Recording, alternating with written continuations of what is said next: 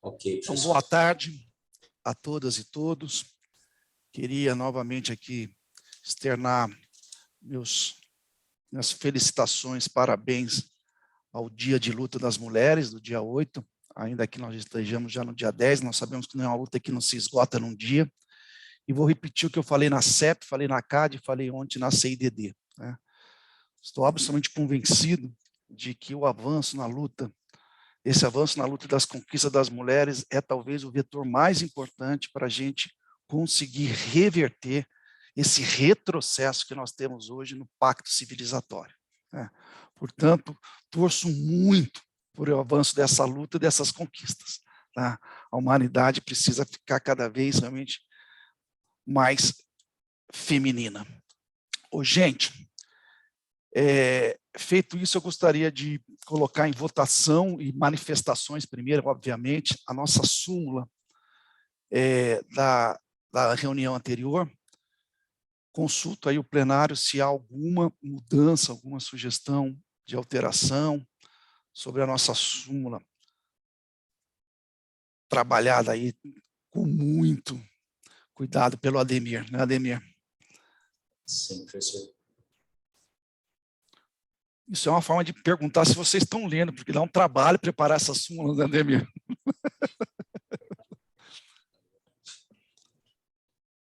Não? Então, Ademir, aproveita que você já está como co-host, faz o favor, coloca aí para votação.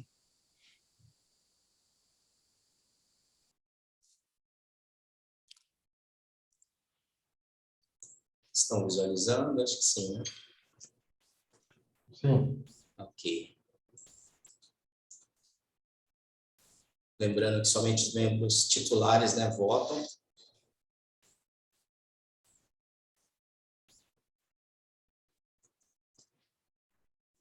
O quórum está 26, porque o total é 30, mas deve ter convidados, né? Isso, exatamente. 26 que eu calculei aqui, professor. Então Isso está mesmo. perfeito. Então atingimos aí. Atingimos. Se você 21, puder né? compartilhar, Ademir, foram Ok. 21 votos favoráveis com 5 abstenções.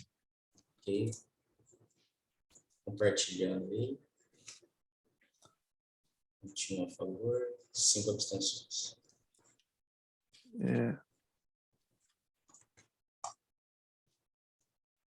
A nossa ordem do dia está relativamente enxuta hoje, né, Ademir? Sim, está sim, professor. A questão aí de Temos, designação tem 3 só, né? temos 11 itens no total, entre serviços voluntários, designações, né, afastamentos, transferências. Eu consulto, não tem nenhum destacado, né, Ademir? Não, não há nada. Eu consulto se aí o plenário, se alguém quer destacar algum dos itens de 1 a 11, senão colocarão todos os não destacados já para votação, para aprovação. Gostaria de destacar o 7º. Paulo, professor Paulo, destacando o 7. No esclarecimento só.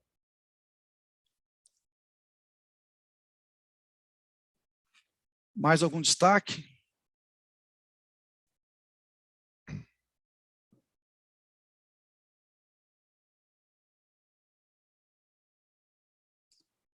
Se não houver mais destaques, poderíamos colocar todos os itens não destacados. Demir está ali. Você pode colocar, Demir, os itens não destacados? Sim, Então, professor. seriam todos os itens de 1 a 11, com exceção do 7, que foi destacado aí pelo professor Paulo.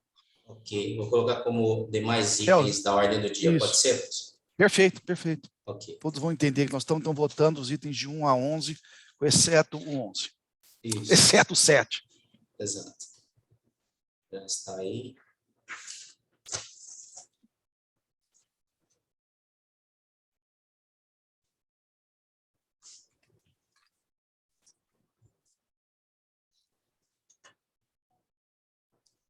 Aprovado votos, aqui. 21, né? 21 votos até agora, 22. Uhum.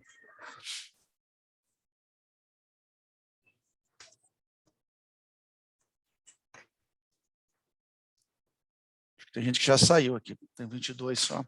Nosso quórum mínimo é quanto, Demir? O mínimo é 17, professor. Bom, então temos os 22. Aprovado com 22 votos, então. Então, aprovado por unanimidade, 22 votos favoráveis, nenhum contrário, nenhuma abstenção. Se puder compartilhar, Ademir. Ok. Compartilhando.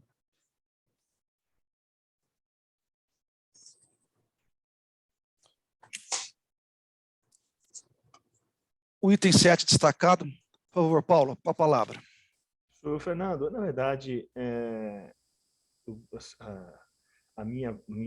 meu destaque foi por conta da necessidade, né, premente que a gente tem dos psicólogos agora, principalmente no retorno das atividades presenciais dos alunos, e a gente tem feito um esforço imenso, né, para as contratações, justamente para o SAI, para os psicólogos, né, longe de querer tolir a necessidade da servidora Juliana, mas justamente são 6 meses, né, que a gente retorna agora, e a motivação realmente é assim, a gente não deve entrar nessa seara, mas acho bastante complexo essa solicitação justamente numa área tão específica para a gente agora, em que a gente vai precisar tanto das equipes dos psicólogos, né?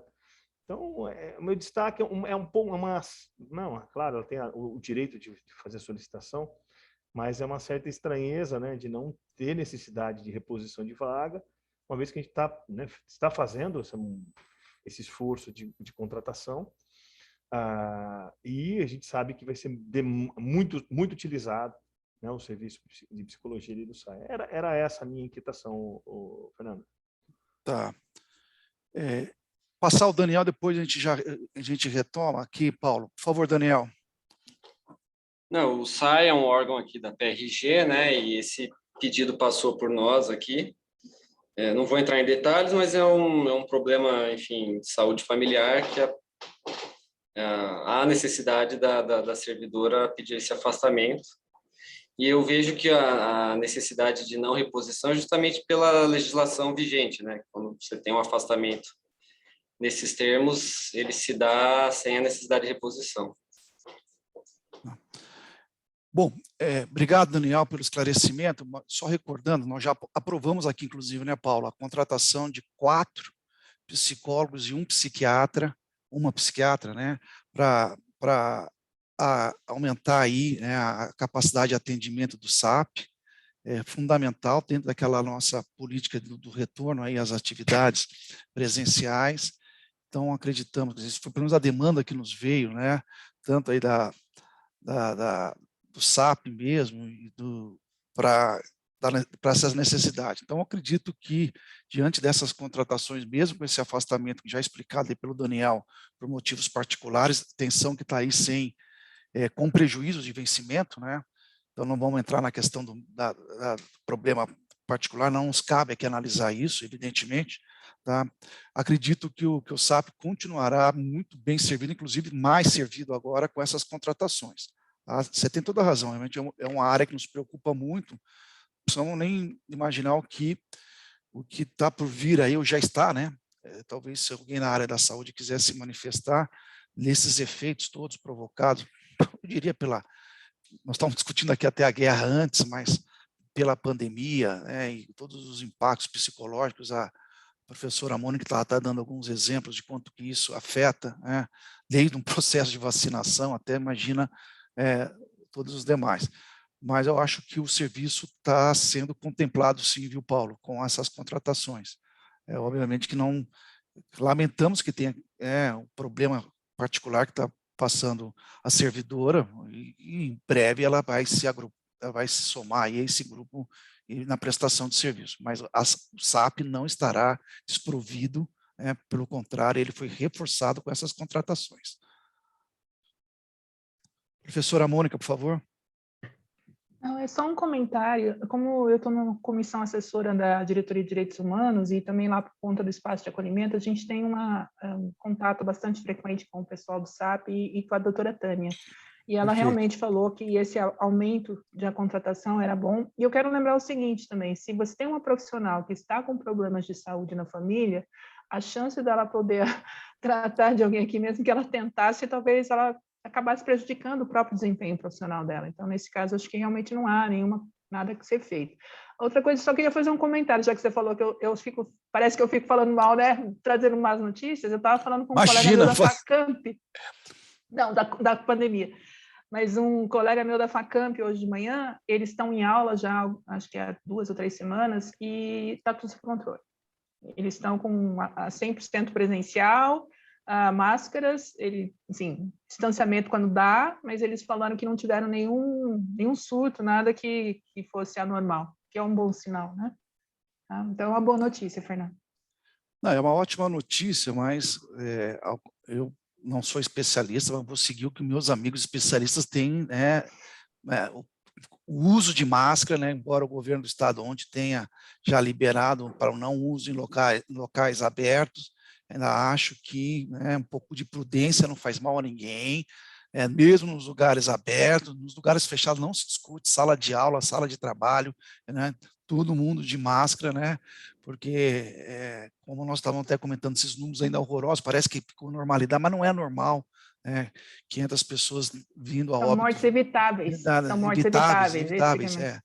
Certamente, se todos estivessem se vacinando, estivessem mantendo os protocolos exigidos, né? Então, vamos manter os protocolos, vamos tentar ser bastante precavidos, que eu acho que isso, no mínimo, reduz aí os riscos de forma importante, né? Mas esse depoimento que você trouxe aí da Facamp, também tem ouvido da Pucamp, quem tem filhos menores que estão nas escolas também, tem acompanhado o tempo inteiro. Com a molecada é mais difícil o uso de máscara, mas eles têm usado.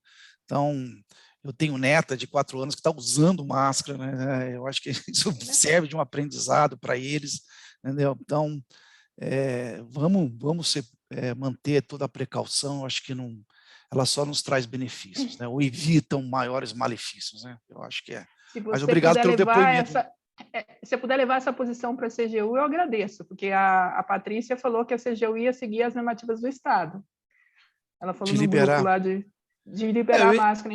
Porque o problema todo é a mensagem. Se você libera em ar livre no meio de uma praça que não tem ninguém em volta, perfeito. Mas você está na 25 de março, com um monte de gente em volta, você ficar sem máscara, aglomeração é aglomeração.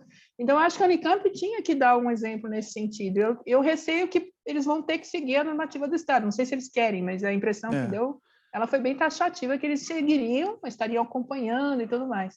E eu acho que a gente pode manter, como universidade, a gente pode manter o uso de máscaras, porque eles vão liberar daqui 2 semanas, certo? Você sabe que eles vão liberar.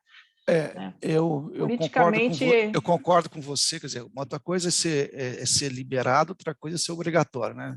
Então, eu estou falando, eu usaria o bom senso, vamos continuar usando em locais fechados e abertos, fechados obrigatoriamente ainda, e mesmo nos abertos. Agora, eu acho que é muito uma posição de cada um, eu não vejo por que correr o risco, eu não vou discutir com os especialistas do Estado, né, mas eu vou continuar me precavendo, utilizando máscara. Estava agora num lugar público, fui almoçar, utilizei máscara o tempo inteiro, quando é possível, né? Então, lógico que a gente não pode, tem que entender que a Unicamp tem que seguir as regras também aí do Estado, algumas, né? Mas eu não vejo por que. Entendi a tua ideia da sinalização, né? A sinalização ela é importante, sobretudo quando vem nós, servidores, docentes ou não. Isso é importante. A gente acaba, mais para essa molecada que vai estar aqui a partir da semana que vem, né? Eles são um pouquinho mais, vamos dizer, libertários, né? Então, para usar um termo bem leve. Mas com isso a sinalização eu também acho que é muito importante. Mas a gente põe lá o Adilton com uma cara feia olhando para eles assim, eles vão ficar todos, vão querer usar as máscaras. Paulo, depois Adilton.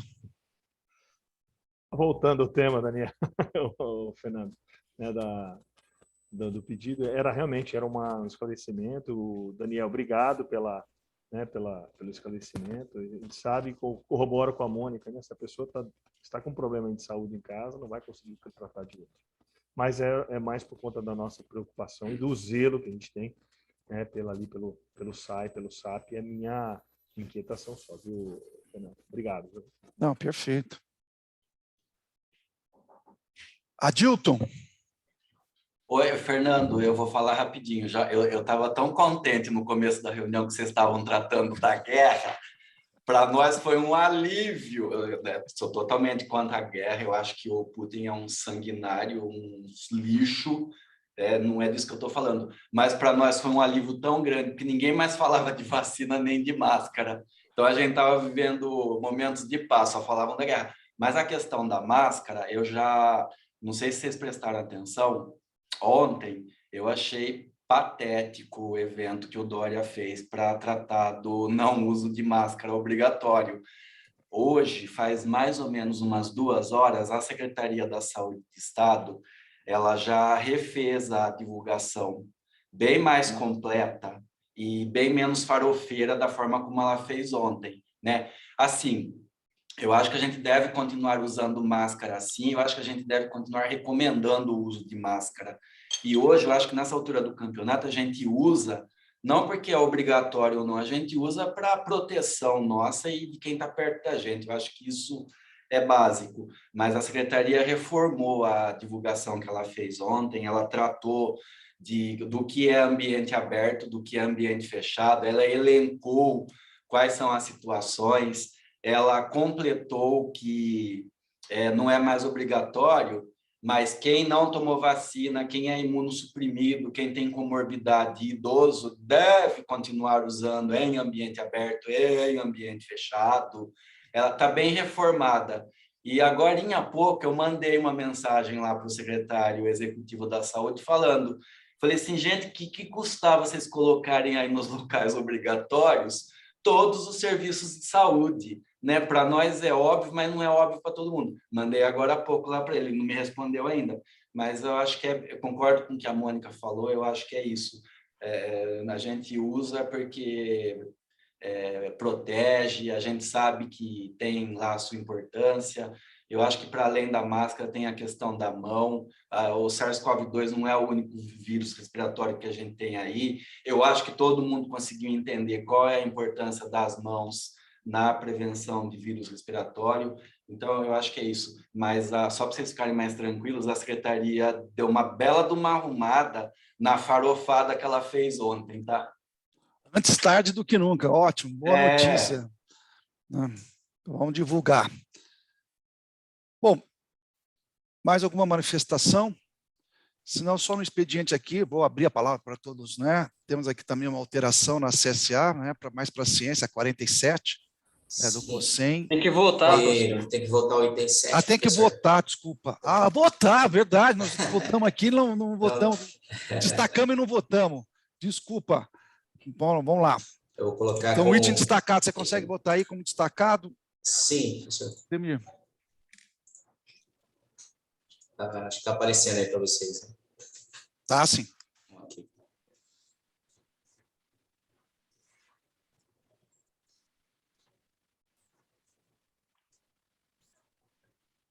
Ainda bem que é só um afastamento. Imagina se fosse um aumento salarial. Não deixa de esquecer de votar.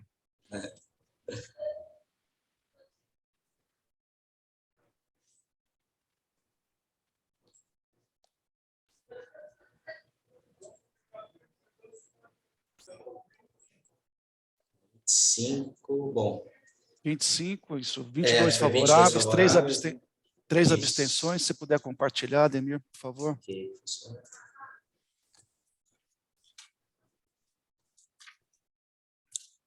Agora sim, no nosso expediente, né, para a ciência aí, a indicação, a CSA 47, né, COSEM 4 e CEMIB, a indicação da senhora Jennifer de Camargo, né, em substituição ao Elson da Silva, como membro representante.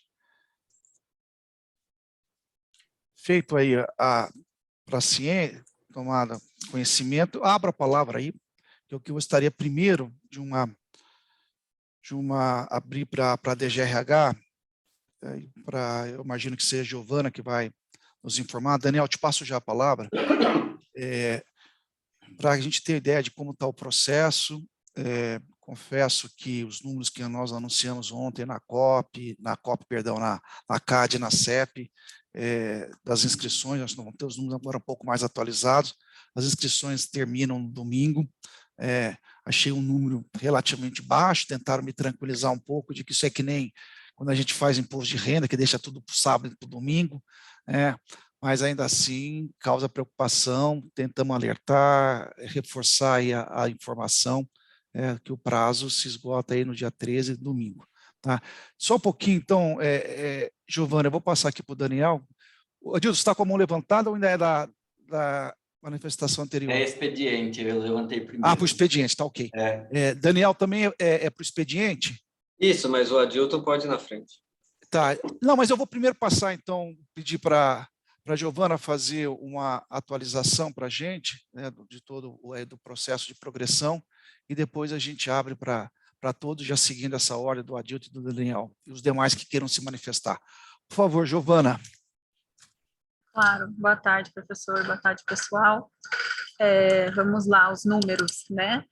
Como o professor falou ontem, a gente ainda está com um número baixo relativamente de inscrições, perto da quantidade de servidores que podem pleitear. Nós estamos agora à tarde com 960 inscrições. Mas 960? Mas está subindo até que aumentou rápido. 50%, eu estou mais... Hoje de manhã abriu com 840 e agora já estamos em 960. Então, vamos caminhando aí, a gente pede esse espaço aqui, né, para que todo mundo converse com seus servidores, para não deixar para sábado e domingo, né, porque se o sistema tiver alguma oscilação de internet, alguma coisa que as pessoas tenham alguma dificuldade em casa, a gente não vai conseguir assessorar. Então, que assim, tem até o dia 13, mas não deixe para a última hora, né, quem já está com seu formulário pronto, as suas questões prontas, que vai enviando. A gente está tendo algumas pessoas com dúvidas de anexos ainda, então a nossa equipe está respondendo o tempo inteiro essas questões. Plantão também a gente terminou ontem, então para não deixar aí para o domingo 10 horas da noite, né? Para não deixar uma coisa tão importante para o último segundo. Sobre os plantões, a gente terminou ontem, nos 4 plantões previstos, a gente teve uma média de 360 participantes, né? Uma média de 80, 90 pessoas por plantão, foi uma adesão bem significativa, bastante gente da área da saúde, a gente achou muito bom, né? Nos últimos plantões. E e-mails têm diminuído um pouco em relação a dúvidas gerais, agora têm sido dúvidas mais específicas mesmo em relação à inscrição, ao anexo, a esses prazos. Entre hoje e amanhã vai estar saindo mais um vídeo tutorial de acessos ao sistema. Então, lembrando que a gente já teve o primeiro vídeo no dia 15, com algumas instruções para todos os servidores se inscreverem, e agora, entre hoje e amanhã, está no forno, está saindo na nossa comunicação, mais um tutorial agora para as chefias imediatas, e para os RHs, para a parte de validar os relatórios, para os servidores que escolheram a progressão horizontal, e para a parte dos RHs alterarem as chefias que precisarem ter algum tipo de alteração ainda em sistema.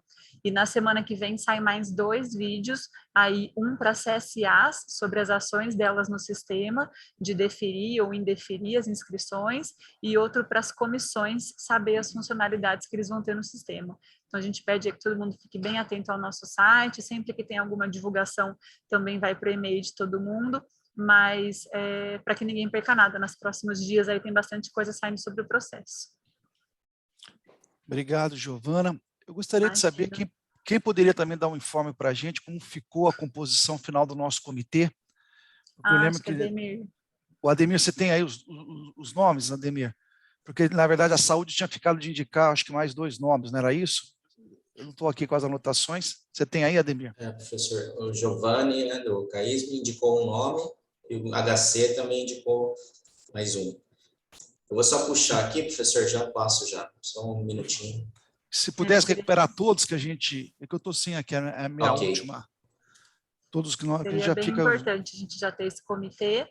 Na semana que vem a gente tem muitas ações no sistema, então a gente não conseguiria marcar a primeira reunião, mas na próxima semana, que é a última de março, já daria para fazer a primeira reunião e já ir alinhando aí os próximos passos de melhoria para esse processo. Não, é o compromisso da CIDF aqui com a DGRH, em cima de todo esse esforço que a DGRH fez para esse processo, era o combinado da gente instalar o mais rápido possível o comitê, aí, na verdade, já tratando de todas as questões, os problemas, os encaminhamentos que estão sendo feitos nesse processo para as melhorias e já pensarmos, né, no andamento para frente, né? Então, esse compromisso, mais do que nunca, está de pé já instalamos o comitê na última sessão e hoje aqui é mais para deixar claro os nomes, porque tinham ficado as áreas estavam já consideradas, só faltavam as indicações dos nomes, né? Você conseguiu aí, você precisa ser depois, não tem problema não. Demir, você passa para a gente aqui, que eu vou passar a palavra para o Adilton, Daniel e para os demais. Na hora que você tiver a composição completa aí do comitê, você passa, pode ser? Pode ser, professor. Antes, só peço um pouquinho, Adilton, eu queria consultar só a Cidinha, se tem mais algum informe importante aí da DGRH para complementar. Oi, professor. Boa tarde a todos e todas. Acredito que nesse momento não, tranquilo, a Giovana já passou a parte mais importante desse momento que nós estamos vivendo do cronograma, e eu acho que no momento é isso. Então, só os agradecimentos, né, de sempre a todos que estão colaborando intensamente aí com todo o processo, né, dos RHs, pessoal da DGRH, as comissões, os diretores que cumpriram todos os prazos aí previstos no cronograma. Então, é um processo, assim, muito colaborativo. Isso é muito importante. Obrigada.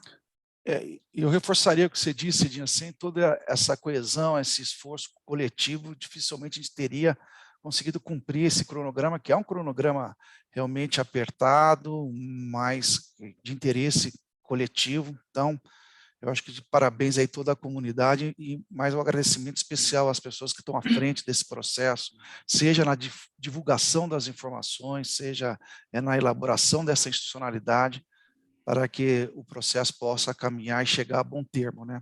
E já preparando para 2023, já trazendo as melhorias, porque vamos reforçar isso sempre, de que estamos pensando para que isso seja realmente um projeto de carreira, um plano de carreira, ele tem que ter continuidade, né? E essa eu acho que é a forma que todos nós entendemos aqui, né? Portanto, o comitê cumpre, dá sequência a isso. Vamos lá agora, Adilton. Olá, Zé. Eu tinha feito a inscrição para comentar o processo de progressão que está em andamento, e o meu comentário ele vai muito na linha do que vocês colocaram anteriormente a mim. Mas, assim, inicialmente eu quero reforçar aqui que as pessoas prestem atenção no prazo, ele termina no domingo, dia 13. Aí, concordo com a Giovana, não é bom que se deixe para sábado e domingo, hoje já é quinta-feira, né? Não sei nem que dia que é hoje, mas, enfim. Com relação ao número de 960 inscrições que chegaram até agora, realmente eu acho extremamente baixo, mas aí acho que a gente tem que botar na conta aí que o sistema também permite que as pessoas preencham. Eu, por exemplo, preencho uma questão por dia, tem gente que vai lá e reforma, mas, enfim, só para dizer, o que eu acho que é bom também, o sistema permite que as pessoas preencham aos poucos e salvem lá.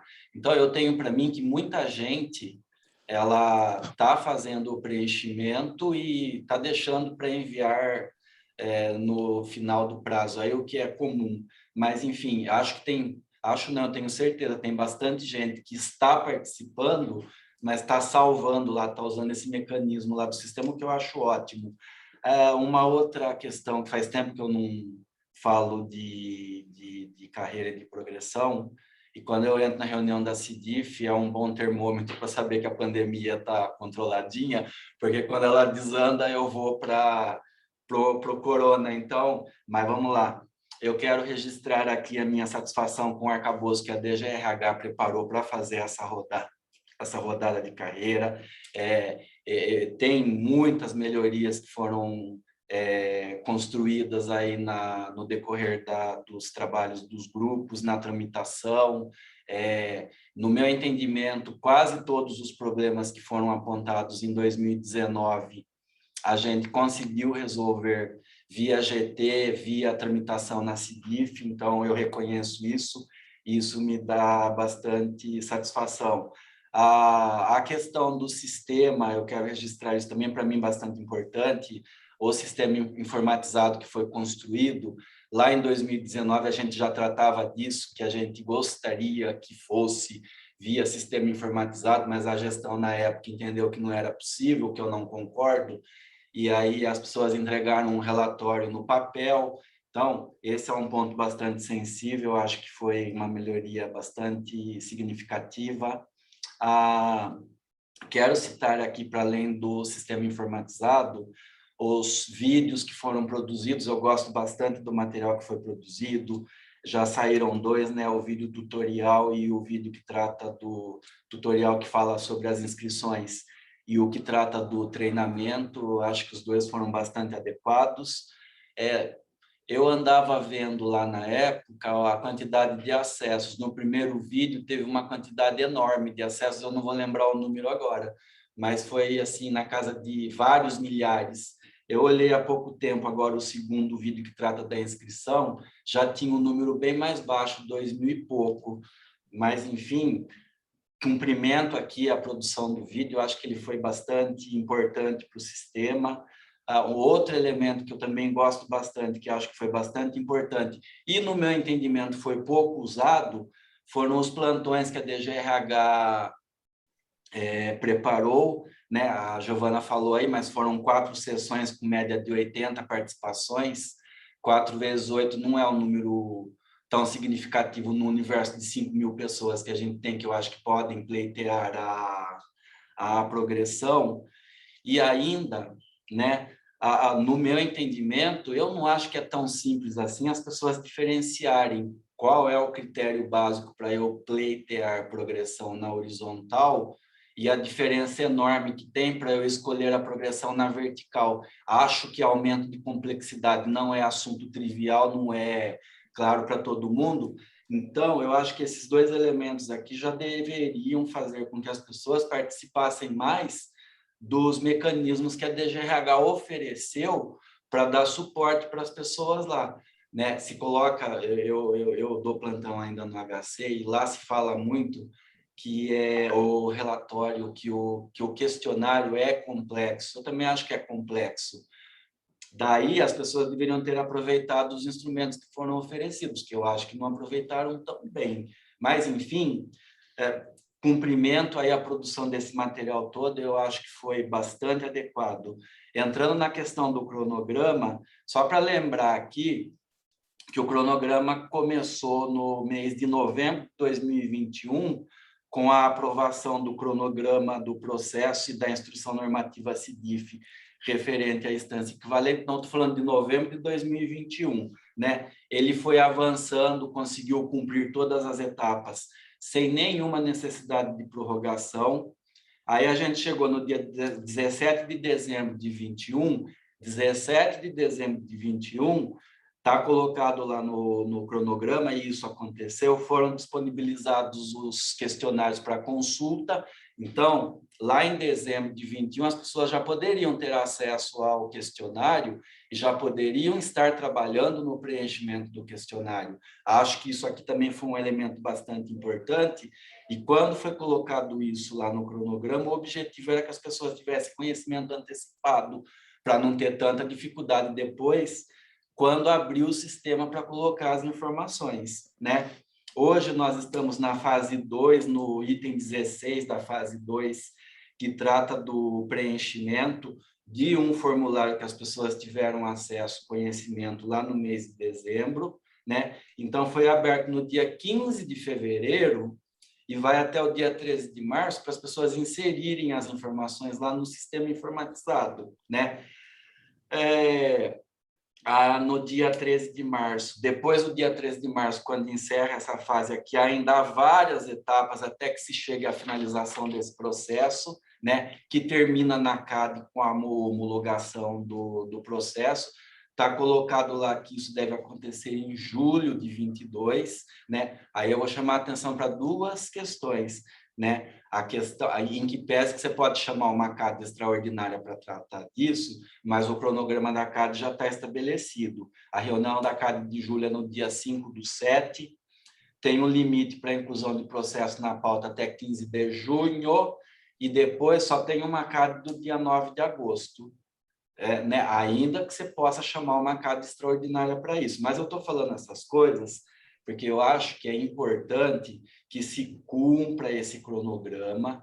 Eu não sei, depois a DGRH avalia, tipo, na sexta-feira, se o número de inscrição é tão baixo assim. Aí você precisa saber por que está tão baixo assim. Porque as pessoas não estão querendo participar, porque as pessoas não estão entendendo que o recurso que está colocado para rodar a carreira esse ano é quase 3 vezes maior do que o que foi colocado em 2019, né? Que em 2019 só tinha progressão na vertical, e progressão na vertical a gente trata de aumento de complexidade, e agora está colocado aí que há a possibilidade de progressão na horizontal, e ainda está colocado que cerca de 70% do recurso deve ser destinado na horizontal. Então, eu acho que são informações bastante importantes, né? A complexidade e o tamanho do recurso que você tem colocado em cada forma de progressão, que ajuda as pessoas a entenderem. Eu não vou ficar explicando aqui o que é aumento de complexidade. Agora, a questão da progressão na horizontal, você queria colocar uma coisa. Muita gente não tem aumento de complexidade, ela faz a mesma coisa há muito tempo, mas tem muita gente que faz a mesma coisa há muito tempo, principalmente em profissão regulamentada. Tem gente que faz muito diferenciadamente. Daí vem a questão da excelência de desempenho, o que eu não acho que é tão difícil assim de comprovar excelência de desempenho para quem não tem aumento de complexidade. Junta com o tamanho do recurso que você tem colocado para essa modalidade, eu acho que esse é um elemento bastante importante.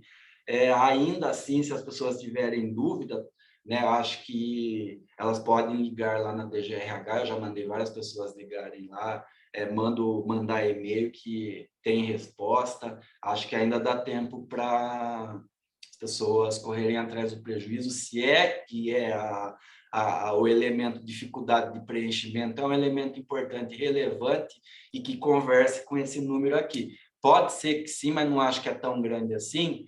Eu ainda acho que é a possibilidade, que eu acho que é boa, de as pessoas preencherem aos poucos e salvarem lá e depois dar uma lida geral e resolver. Inclusive, você pode mudar de vertical para horizontal, de horizontal para vertical, antes de enviar lá, né? Depois que você envia, você define exatamente o que você quer. Acho que eu já falei demais, mas é isso. Falou demais, não, e falou bem demais, Adilton. Vou até sugerir aqui para a Giovana a gente gravar esse vídeo e pendurar lá também como tutorial, Giovana. O que você acha? Obrigado, Adilton. Daniel. Eu tenho duas questões sobre a progressão. Uma, acho que eu já até toquei nesse assunto em alguma reunião.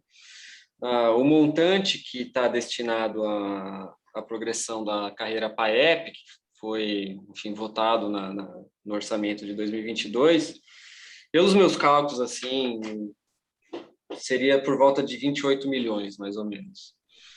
Porque 60 milhões está para, enfim, progressão e contratação, é 1,9%, né? 1,91%. Então, se a 0,9% seria para progressão PAEP, seria esse valor, enfim, se eu não fiz bem as contas.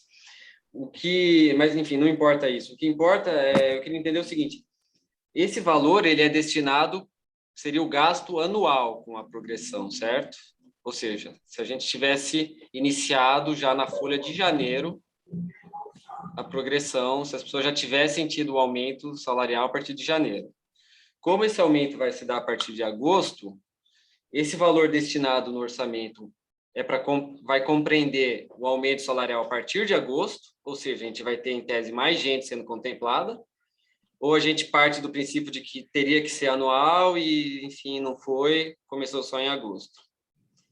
Segundo ponto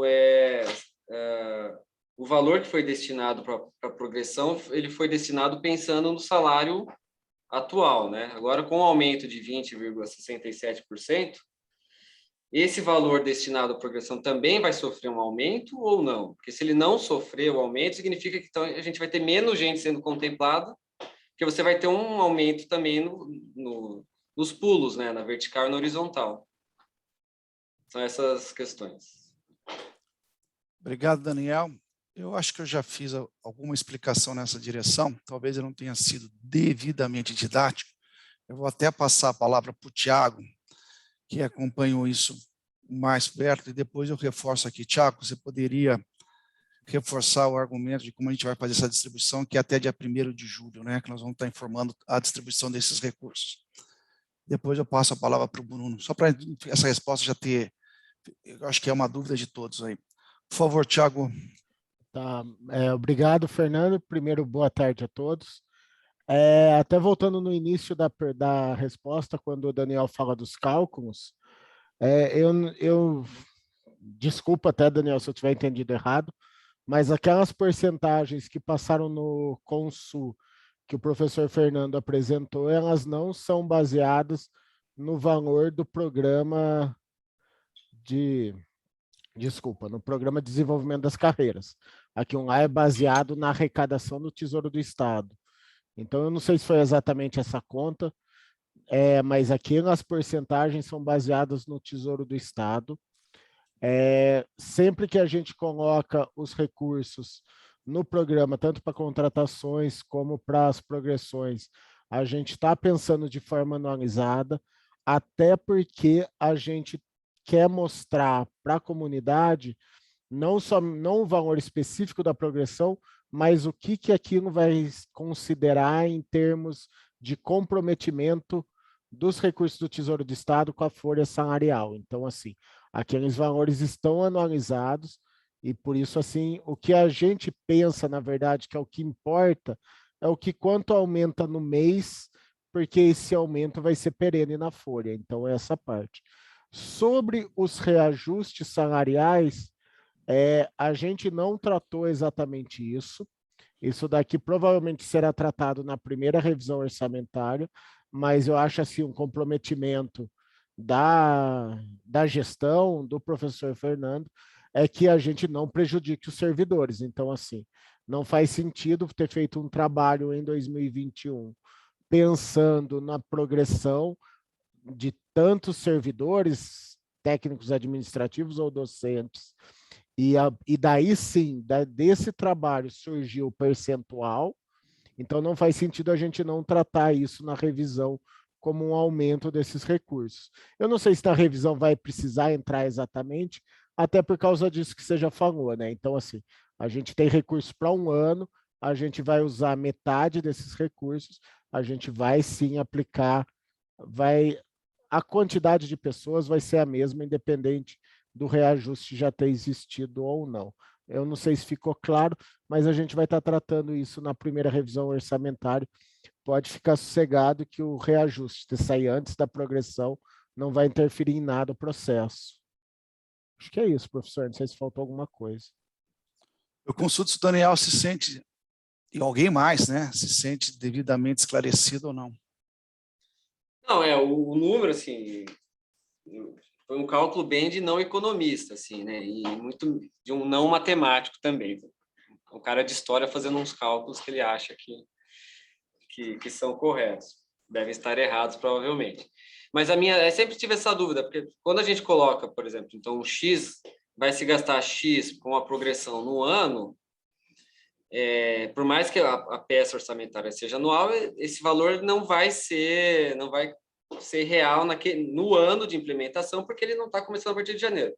Basicamente, ele é anual a partir do ano seguinte, né? Então, no orçamento de 23, aí ele vai ser algo contínuo, porque a folha já vai ela já vai estar sendo paga desde o começo do ano. Mas, enfim, estava mais preocupado com a questão de como o reajuste poderia interferir no número de contemplados, né?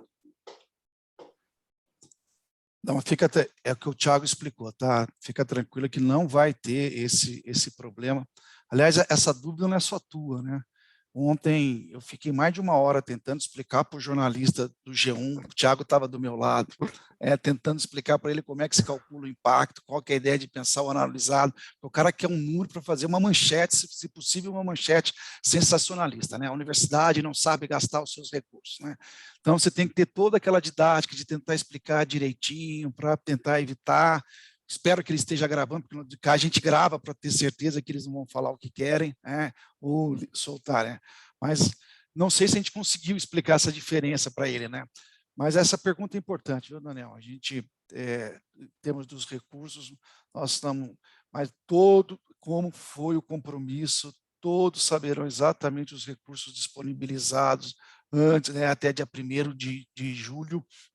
Então, dá para fazer o cálculo certinho ali internamente, já cada uma CSA já definindo como vai fazer a alocação dos 80-20, 70-30, 90-10, como é que vai correr as listas, isso já está tudo estabelecido, né? Estará estabelecido. E aí o critério é de cada CSA, né?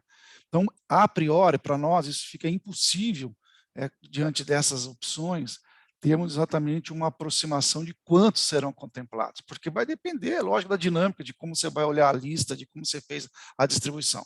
Mas mantemos a nossa expectativa de algo em torno, né, de 2.500 contemplados, pensando se seguisse o que nós imaginamos, que é uma concentração dos recursos nos níveis iniciais das carreiras, respeitando aquela concentração maior no horizontal, isso é um número.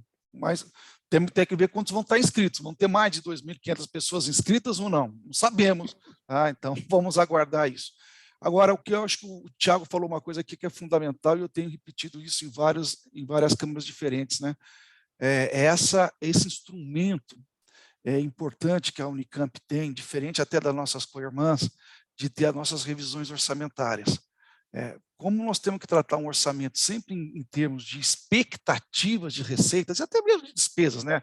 Embora as despesas tenham uma variação menor, elas também sofrem a depender, né, da evolução da inflação, dos reajustes, como nós estamos agora concedendo. As receitas são ainda mais imprevisíveis. Então, a gente faz uma expectativa e temos que seguir, na verdade, a própria orientação que vem da secretaria. Só para vocês terem uma ideia, gente, a secretaria começa agora, em abril, já a elaborar a sua LDO para 2023. Que vai passar depois por setembro e depois aprovar em dezembro. Imagina o quanto a previsão que eu estou fazendo agora em abril sobre, por exemplo, a inflação, o crescimento da economia para 2023. Obviamente que isso tem que sofrer depois reajustes. E a Unicamp, ao criar esse mecanismo das nossas revisões orçamentárias, nos permite fazer alguns desses ajustes que se mostraram, o mecanismo se mostrou absolutamente fundamental nesse momento, como foi o ano de excepcionalidade de 2021. Porque, de repente, você tinha uma previsão de despesa, quem viu a apresentação aí na CAD ou na COP, está gravado aí o vídeo, o que estava previsto de despesa para 2021 foi muito menor do que se executou. Obviamente, né, se tinha uma previsão de uma atividade muito mais presencial, então se gastou menos eletricidade, se gastou menos com transporte, se gastou menos com restaurante, nós não ficamos impedidos de reajustes, as contratações foram limitadas à reposição por falecimento e desligamento. Então, uma previsão que se tinha lá no início não se verificou. O que nos permite? O fato de ter uma revisão, ela foi fazendo os ajustes necessários, tanto do ponto de vista das despesas quanto das receitas.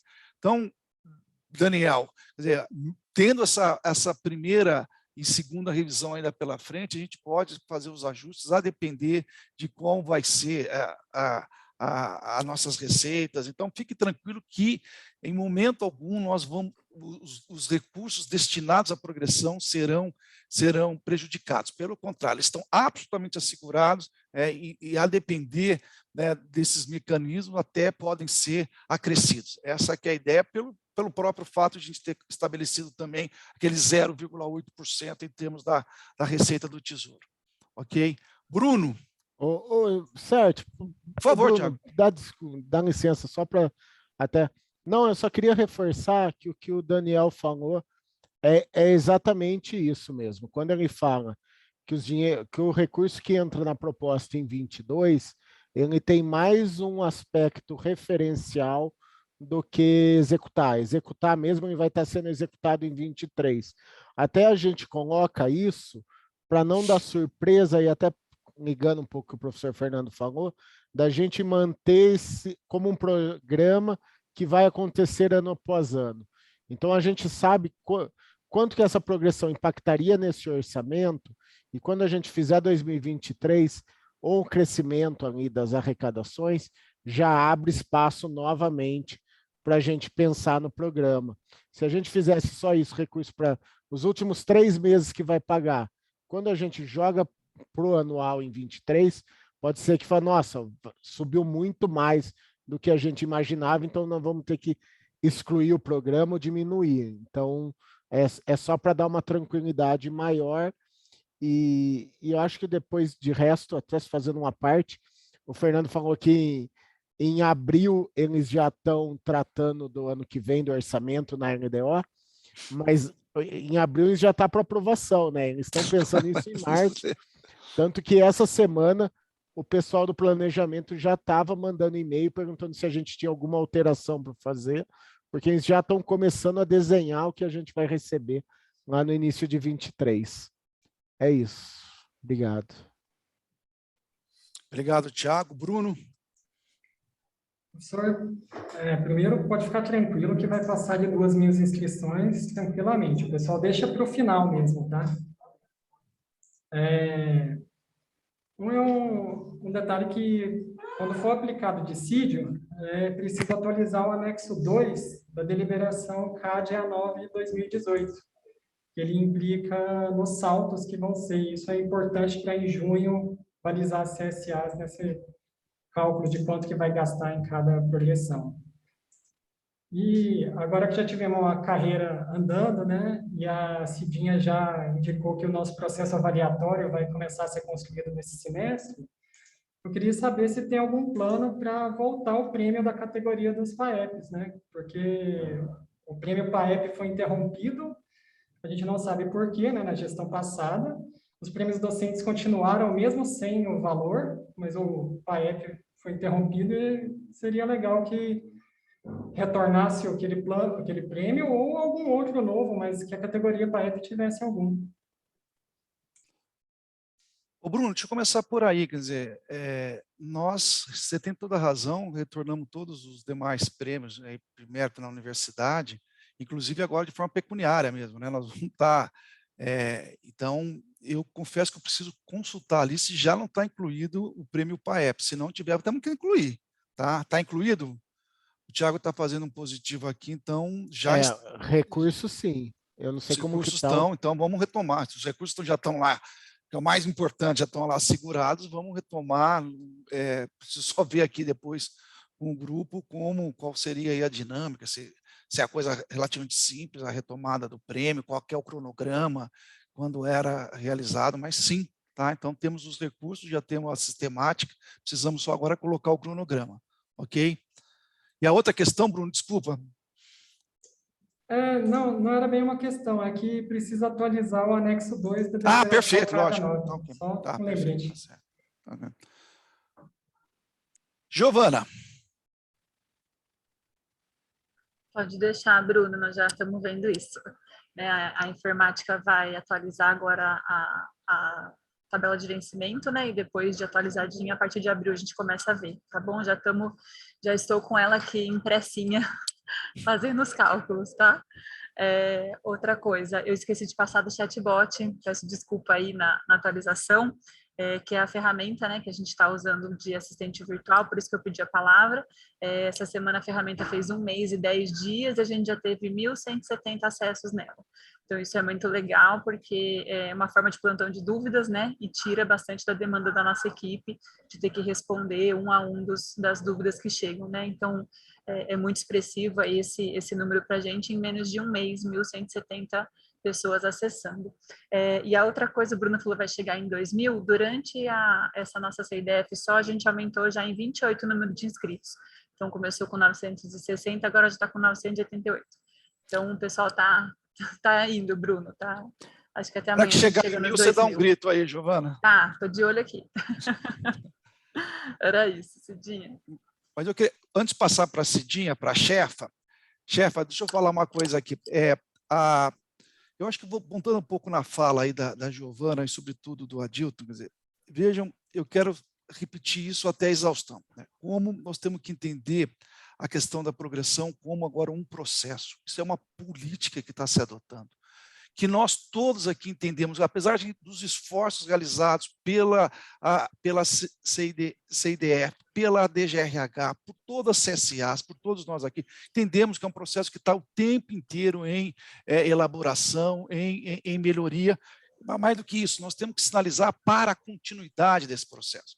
O Adilton levantou questões, e ele é um defensor disso há muito tempo, de como a gente tem que melhorar essa questão, né, de como avaliar permanentemente nós, servidores, a questão diferenciar a questão da excelência do desempenho, da complexidade.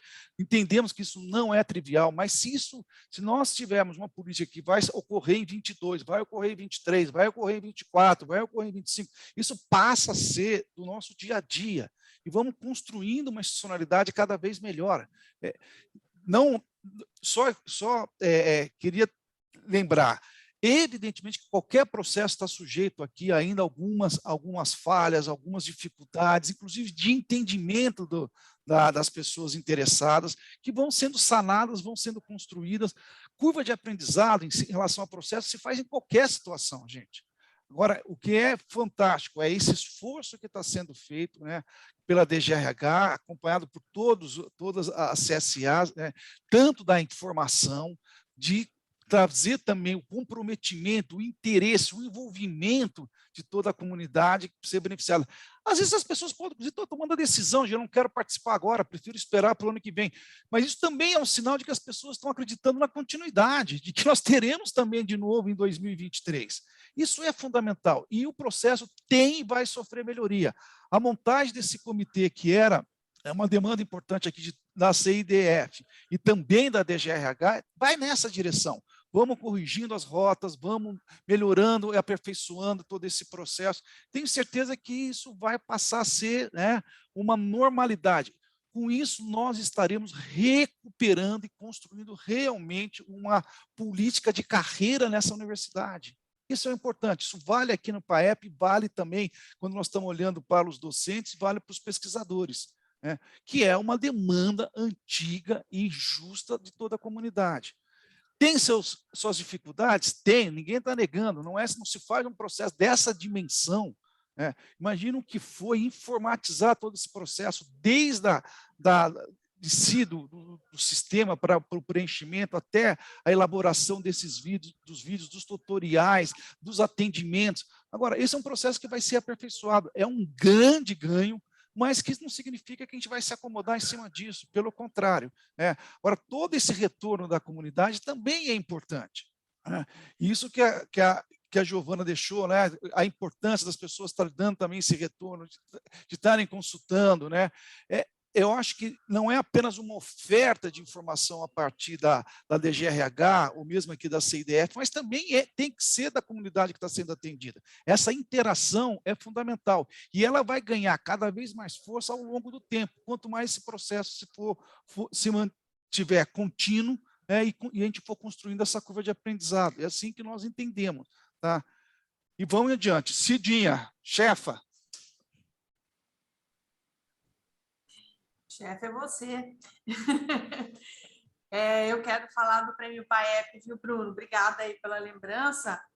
E o Prêmio PAEP, ele sempre é coordenado aqui por nós da GRH, é um prêmio importantíssimo para nós servidores.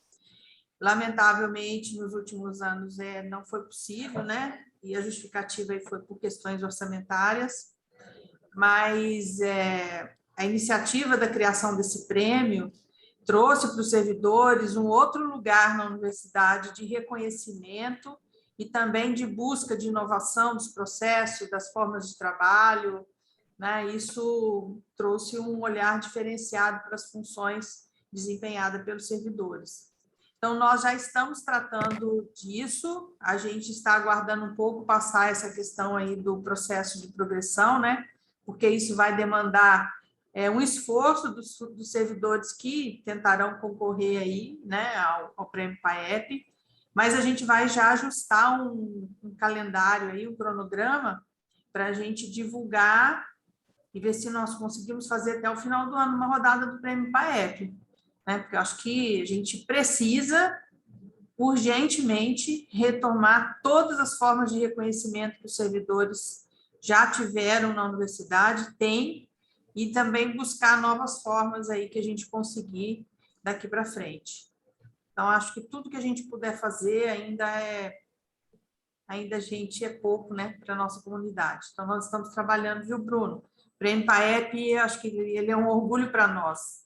A gente não pode perder de distanciamento disso daí de forma alguma. Muitas pessoas tiveram crescimento, visibilidade, A instituição ganhou muito com todos os, ganha, né, com todos os trabalhos que são apresentados e premiados.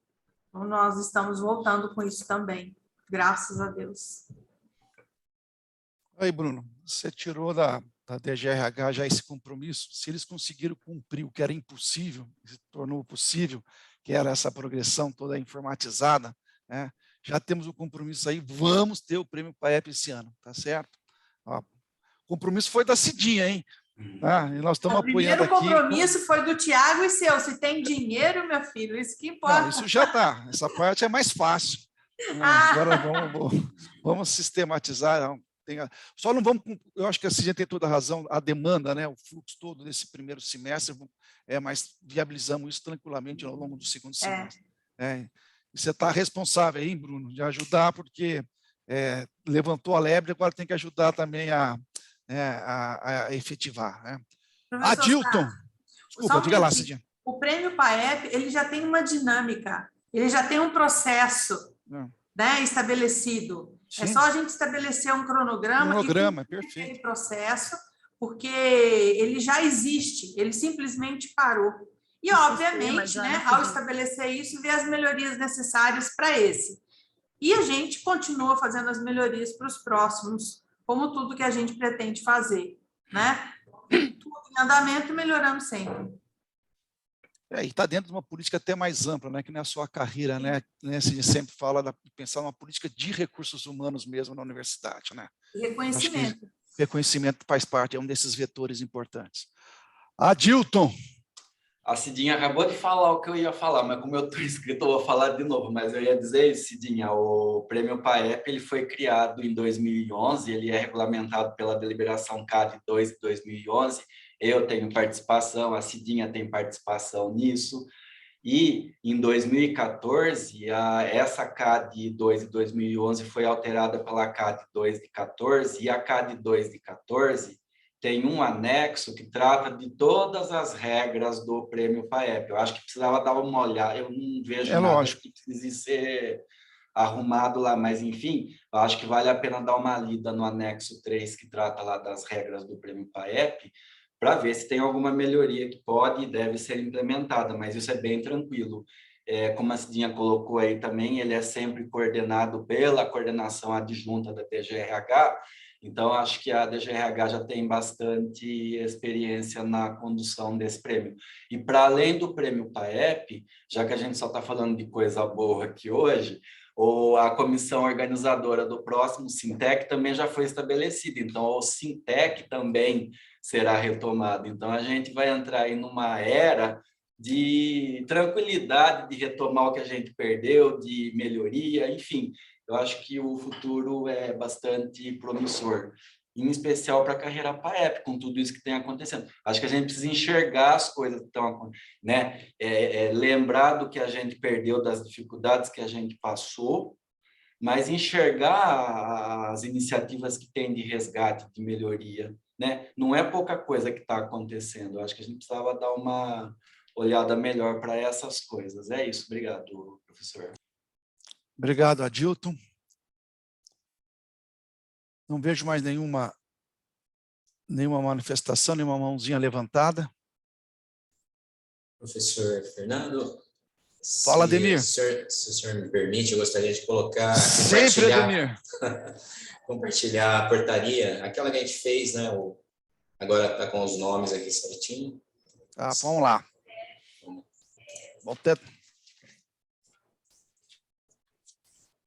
Se vocês conseguem ver aí. Está aparecendo aí para vocês? Sim. Está aparecendo. Sim, né? Ok. Acho que vale a pena ler. Ok. Pelo menos os nomes. Os nomes, né? Então ficam designados, né? O professor doutor Rodrigo Lana Franco da Silveira, da PRDU, Adilton Dorival Leite, do Gabinete do Reitor, Ademir Jorge Carvalho, CIDF, Giovana Beraldo Azambuja Silva, DGRH, Josiel Azevedo dos Santos, DGRH, Isabel Cristina Nogueira, DGRH, Tiago Baldini da Silva, EPLAN, Elson André da Silva, EduCorp, Daniel Cantinelli Sevilano, PRG, Cláudia Filomena Brat Fischer, Dário, da FT, Bruno Gomes Ximenes, do IB, Antônio Marcos Pereira de Moura, do IG, Christian de Oliveira, vou pôr dele aqui, de Oliveira Dias, do HC, Juliana Karina Ruiz, Eiric Mucoca, acho que é isso, né, do CAISME. Então, são esses nomes aí que foram indicados e alguns foram voluntários também ali na CIDF. Bom, desde já, né, nosso agradecimento aí ao envolvimento de todos eles. Entendemos a importância desse comitê para o aperfeiçoamento e a continuidade dos nossos processos aqui da carreira, né? Muito bem. Obrigado aí pela informação, Ademir. Okay. Consulto se há mais alguma questão, Ademir. Não, professor, não há nada. A não ser que algum dos membros tenham algo a manifestar. Né?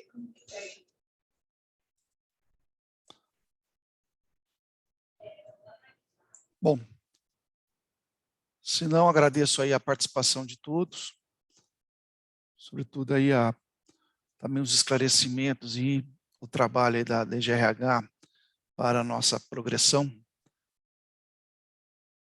Professor, batemos 1000. Batemos 1000, olha aí, que Acabou de maravilha. Muito 1000 bom, redondinho, a Cris falou. E o Daniel tem razão, não precisamos nos preocupar, passaremos os 2000. Eu acho que foi do Bruno essa afirmação, não foi? Do Bruno. É, do Bruno. É o Bruno. É. Não, mas eu ainda estou preocupado, Bruno. 1000 ainda, precisamos chegar aí nos 3000, vai. É tudo brasileiro, professor. Brasileiro na última hora. Tá certo. Como eu falei, é uma curva de aprendizado, eu vou aprendendo aqui. Eu me sentiria mais tranquilo se os números já fossem maiores. Ótimo. Pessoal, obrigado a todos, até a nossa próxima reunião. Obrigada. Tchau, boa tarde. Tchau, boa tarde. Boa tarde. Tchau. Boa tarde. Boa tarde, gente. Parou de gravar?